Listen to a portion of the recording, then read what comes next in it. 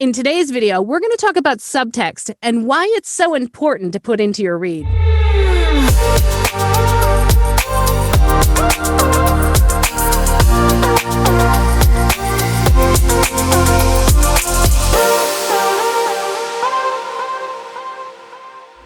Hey everyone, I'm Anne Ganguzza. Welcome to my channel. If this is your first time here, the purpose of my channel is to make you a better voice actor. Today I want to talk to you about subtext. The subtext is that meaning behind or underneath the words that you see in your copy.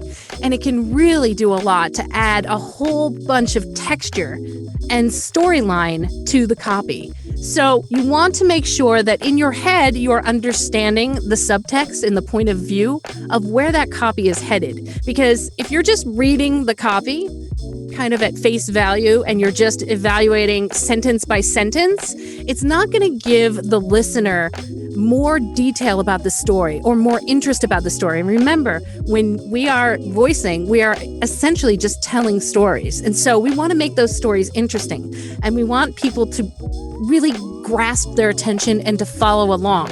So understanding the subtext of the story and running that through your head as you are voicing can really help to bring more emotion, more texture to your words, and more meaning to the rhythm and the way that you say that. So technically, understanding the subtext or responding to subtext or hearing the subtext in your head allows that read to really come alive, to really be more spontaneous, more like I'm talking to you right now, as a matter of fact, right? I have subtext. It can really help to bring that listener along the journey with you. Read your copy and try to understand overall the point of view that is trying to be made in that copy and understand what subtext, what is that underlying message that they're trying to say. Once you understand that, you can then tell the story.